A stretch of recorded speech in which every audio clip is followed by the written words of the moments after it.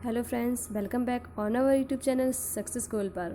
Friends, आज आपके लिए लेकर आई हूँ सीटेट जूनियर लेवल के लिए साइंस का एक महत्वपूर्ण टॉपिक। और ये जो टॉपिक है वो उन स्टूडेंट के लिए बहुत ही इम्पोर्टेंट होने वाला है जो जूनियर लेवल की तैयारी कर रहे हैं और साइंस स्ट्रीम से हैं। आज हम आपको बताएंगे कि सीटेट में साइंस से किस प्रकार के प्रश्न बनते हैं और उनके बारे में, और किन किन टॉपिक्स से ये क्वेश्चन बनते हैं, उन सभी टॉपिक्स के बारे में आपको बताएंगे। और एक एक करके जो हमारे जो वीडियोस आएंगे उनमें सभी जो टॉपिक्स होंगे उनके से संबंधित आपको जो प्रश्न बनेंगे उनके बारे में हम आपको क्लियर करवाएंगे। फ्रेंड्स, अगर आपको हमारा ये वीडियो अच्छा लगे तो प्लीज़ हमारे चैनल को लाइक करें, सब्सक्राइब करें एंड शेयर भी करें। तो आज का हमारा जो टॉपिक है वो है जंतुओं में समनम्य से। तो सबसे पहले तो हम ये जानेंगे कि समनम्य क्या होता है। समनम्य से तात्पर्य होता है संतुलन स्थापित करना।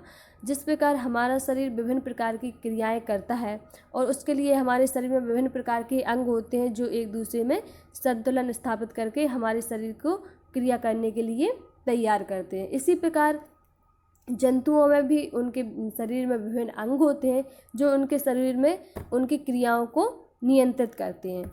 तो जो शरीर में, जैसे कि एक क्रिया ले लेंगे हम पाचन, तो पाचन क्रिया को किस प्रकार से नियंत्रित किया जाता है, तो इसके लिए शरीर जो जंतु होते हैं उनमें समन्वय स्थापित करने के लिए दो प्रकार के तंत्र होते हैं। तो ये जो दो तंत्र होते हैं वो कौन कौन से होते हैं? एक तो तंत्र का तंत्र होता है और दूसरा होता है अंतःस्रावी ग्रंथियाँ।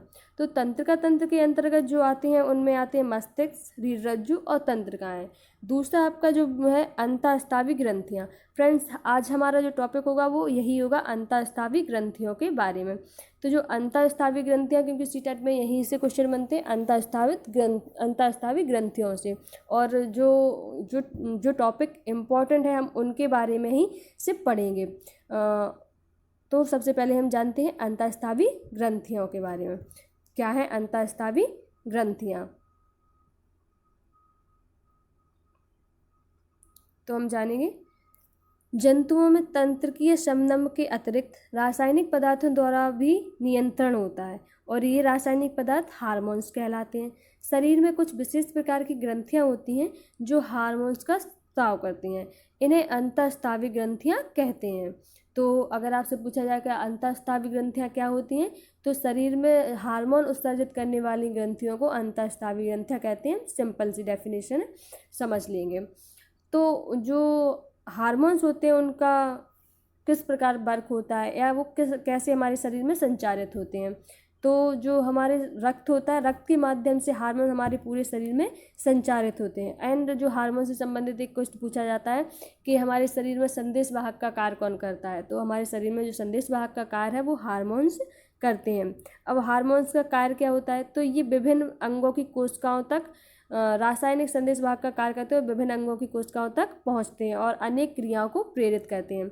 जैसे कि अधिवक्र ग्रंथि होती है हमारे शरीर में एक, और उससे एक हार्मोन निकलता है जिसे हम एड्रेनालिन हार्मोन कहते हैं। और एड्रेनालिन हार्मोन जो होता है वो क्या कार्य करता है, तो वो हमारे शरीर में क्रोध, तनाव और उत्तेजना को बढ़ाता है। और ये सीटेट के एग्ज़ाम से बहुत ही इम्पॉर्टेंट हो जाता है क्योंकि हमें बच्चों को पढ़ाना है। और इस प्रकार सीटेट यहाँ से जो क्वेश्चन बनाने वाले होते हैं वो आपसे यहाँ पर क्वेश्चन पूछ लेते हैं कि बच्चे क्यों थोड़ी जल्दी तनाव में आ जाते हैं या उत्तेजित हो जाते हैं, उनमें क्रोध आता है। तो जो हमारे शरीर में ये जो कार्य करता है वो एड्रेनालिन हार्मोन करता है। लेकिन अब जब शरीर में तनाव उत्पन्न होता है तो ये शांत भी होता है, हमेशा तो बना नहीं रहता। तो इसके लिए भी हमारे शरीर से एक हार्मोन स्रावित होता है। तो वो कहाँ से होता है, तो वो होता है, उसका नाम होता है नॉर एड्रेनालिन। तो ये जो हार्मोन होता है ये शरीर के क्रोध को कम कर देता है और इस प्रकार हमारे शरीर में संतुलन स्थापित होता है। इसी प्रकार थायराइड, पैराथायराइड, पैनक्रियाज और पीयूष ग्रंथि तथा अन्य जननांग आदि अंतःस्रावी ग्रंथियां पाई जाती हैं जिनसे निकलने वाले प्रमुख हार्मोन्स तथा उनके कार्य निम्नलिखित हैं। तो जो हार्मोन्स हैं विभिन्न प्रकार की ग्रंथियों से स्थापित होते हैं और उनके कई कार्य होते हैं। तो हार्मोन्स के बारे में हम थोड़ी सी एक सिंपल सी डेफिनेशन यहाँ पर पढ़ेंगे। हार्मोन शरीर के कुछ रासायनिक तत्व होते हैं जो कि रक्त के माध्यम से विभिन्न अंगों तक पहुँचते हैं। शरीर के मेटाबॉलिज्म को नियंत्रित करना इनका कार्य होता है, जो मुख्य कार्य होता है शरीर के मेटाबॉलिज्म को नियंत्रित करना। इनके असंतुलन से ही कई रोग होते हैं। आपके शरीर की हर कोशिका को ढंग से कार्य करने के लिए और स्वस्थ रहने के लिए थायराइड हार्मोन की आवश्यकता होती है। अब हार्मोन्स दो प्रकार के होते हैं, एक तो होता है जंतु हार्मोन्स और दूसरे होते हैं पादप हार्मोन्स। तो हम सबसे पहले पढ़ेंगे जंतु हार्मोन्स के बारे में। तो जंतु हार्मोन्स के बारे में हम जब पढ़ेंगे तो पहला हार्मोन्स आपका आता है पीयूष ग्रंथि से निकलने वाला हार्मोन। तो पीयूष ग्रंथि से जो हार्मोन निकलता है उसे हम कहते हैं वृद्धि हार्मोन, पीयूष ग्रंथि वृद्धि हार्मोन। और इसका जो वर्क होता है वो होता है शरीर की वृद्धि करता है। इसकी कमी से बच्चों की वृद्धि रुक जाती है। तो अगर आपसे पूछ लिया जाए कि बच्चों की वृद्धि किससे रुकती है, शरीर की वृद्धि के लिए कौन सा हार्मोन काम आता है, तो वृद्धि हार्मोन, वृद्धि से वृद्धि, और ये निकलता कहाँ से, तो पीयूष ग्रंथि से निकलता है। नेक्स्ट है हमारा थायराइड।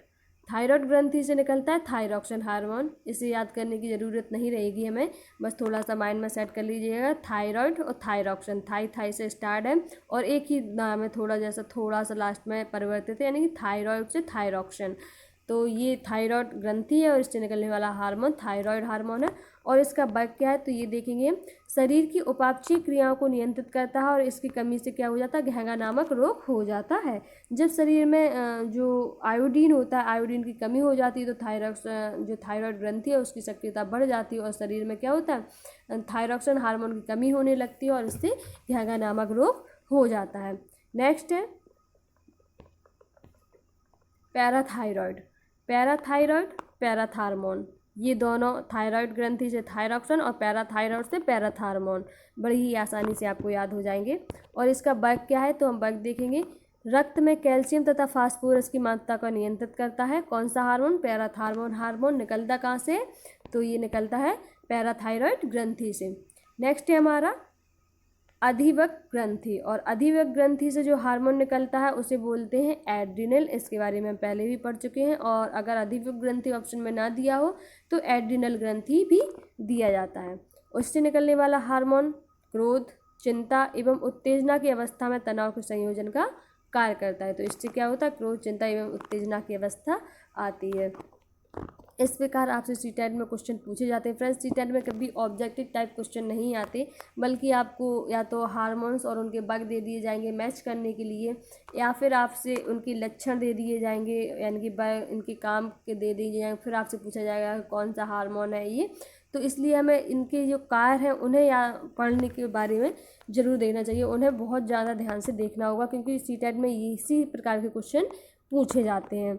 अगर आप ये सोचेंगे कौन हार्मोन कहाँ से निकलता है, सिर्फ इतना याद कर लें तो इससे काम नहीं चलेगा, आपको इन चीज़ों के बारे में पढ़ना हो। वैसे भी मैं बहुत वही चीज़ें पढ़ा रही हूँ जिनसे आपके क्वेश्चन बनने की संभावना होती है। तो नेक्स्ट हम पढ़ेंगे एड्रिनल, अभी हमने पढ़ा है। अब है अग्नाशय ग्रंथि से निकलने वाला इंसुलिन। और एग्ज़ाम के पॉइंट ऑफ व्यू से ये बहुत ही इंपॉर्टेंट है, ना कि सिर्फ सीटेट के लिए इसी हिसाब से, बल्कि अगर आप अन्य किसी एग्ज़ाम की भी तैयारी कर रहे हैं तब भी जो इंसुलिन हार्मोन है वो बहुत ज़्यादा इंपॉर्टेंट हो जाता है। और ये निकलता है कहाँ से, अग्नाशय, या इसे हम बोलते हैं पैनक्रियाज, वहीं से ये निकलता है। और इसकी कमी से रोग कौन सा होता है, तो जो इसकी कमी से रोग होता है वो मधुमेह नामक, यानी कि शुगर या डायबिटीज़ जिसे हम कहते हैं, ये रोग होता है इंसुलिन की कमी से। और इससे क्या होता है, रक्त में शर्करा की मात्रा को ये नियंत्रित करता है। जब इसकी कमी हो जाती है, रक्त में शर्करा की मात्रा कमी हो जाती है, तो इंसुलिन मधुमेह नामक रोग हो जाता है। और जो मधुमेह के रोगी है उन्हें इंसुलिन का ही इंजेक्शन लगता है, ये हम ध्यान रखेंगे। नेक्स्ट है हमारा वृषण, नरवृषण। तो नरवृषण में जो होता है वो टेस्टोस्टेरोन, नरवृषण से जो हार्मोन निकलता है उसे बोलते हैं टेस्टोस्टेरोन। और इसका वर्क क्या है, तो ये नर जननांगों के विकास को प्रेरित करता है और शुक्राणुओं के निर्माण को नियंत्रित करता है। टेस्टोस्टेरोन वृषण कहाँ से, नरवृषण से, नर से होता है। नरवृषण जो ग्रंथि होती है उससे टेस्टोस्टेरोन निकलता है। नेक्स्ट है हमारा अंडाशय, यानी कि मादा में होता है, उसे अंडाशय बोलते हैं। मादा की जो ग्रंथि होती है अंडाशय ग्रंथि, उससे निकलता है एस्ट्रोजन। और इसका जो वर्क है वो है मादा जननांगों के विकास को प्रेरित करता है और अंडाणुओं के निर्माण को नियंत्रित करता है। तो फ्रेंड्स ये थे हमारे जो जंतु हार्मोन्स। अब हम पढ़ेंगे पादप हार्मोन्स के बारे में, क्योंकि पादप हार्मोन से भी कई प्रकार के क्वेश्चन बनते हैं।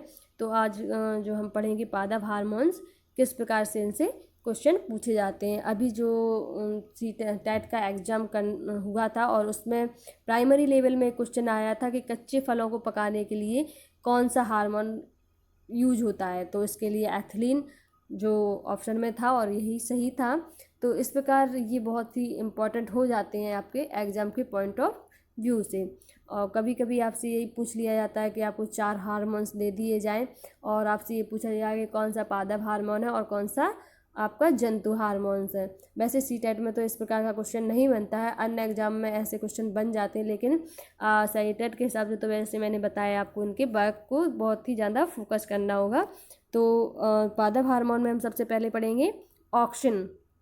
ऑक्सिन ये इसका क्या कार्य है, तो यह कोशिकाओं में दीर्घीकरण करता है और इसके प्रभाव से तने के पास में शाखाएं नहीं निकलती। अगर आपसे पूछा जाए कि कोशिकाओं की वृद्धि में कौन सा पादप हार्मोन वर्क करता है, तो ऑक्सिन हार्मोन वर्क करता है। नेक्स्ट है जिब्रेलिन। जिब्रेलिन का वर्क क्या है, तो इसके प्रभाव से तने के पर्व लंबे होते हैं। क्या होते हैं, तने के पर्व लंबे होते हैं। ये अंगूरों का आकार तथा उनके गुच्छों की लंबाई को बढ़ाने में सहायक होता है। अगर आपसे पूछा जाए कि अंगूरों के आकार और उनके गुच्छों की लंबाई बढ़ाने में कौन सा हार्मोन कार्य करता है, तो ये करता है आपका जिब्रेलिन। नेक्स्ट है साइटोकाइनिन। ये इम्पॉर्टेंट हो जाता है बहुत ज़्यादा, क्योंकि इसका जो कार्य है वो कोशिका विभाजन है। कोशिका विभाजन में आपसे अगर पूछ लिया जाए कौन सा हार्मोन कार्य करता है, तो साइटोकाइनिन कार्य करता है, साइटोकाइनिन। चौथा है आपका एविसियक अम्ल। एविसियक अम्ल का क्या वर्क होता है, तो यह रंध्रों को बंद करके बाष्पोत्सर्जन की क्रिया को संपन्न करता है। यानी कि बाष्पोत्सर्जन की क्रिया में कौन सा हार्मोन काम करता है, आपसे ये पूछा जाए, तो ये होता है आपका एविसियक अम्ल। और इसके साथ ही ये है आपकी पत्तियों के झड़ने में भी सहायक होता है। अगर आपसे ये पूछा जाए कि पत्तियों के झड़ने में कौन सा हार्मोन काम करता है, तो एविसियक अम्ल। नेक्स्ट है एथिलीन। तो यह कच्चे फलों जैसे कि केला, आम, संतरा आदि को पकाने में काम करता है। जैसे कि हमने बताया था कि ये अभी जो टेट एग्ज़ाम हुआ था उसमें अभी ये पूछा गया था। तो इस प्रकार ये थे हमारे पादप हार्मोन्स के बारे में। फ्रेंड्स, अगर आपको हमारा ये वीडियो अच्छा लगे और हमारा प्रयास अच्छा लगा हो, तो प्लीज़ हमारे चैनल को लाइक, सब्सक्राइब एंड शेयर ज़रूर करें और देखते रहिएगा हमारे चैनल सक्सेस गोल। फिर मिलते हैं आपसे अपने नेक्स्ट वीडियो में।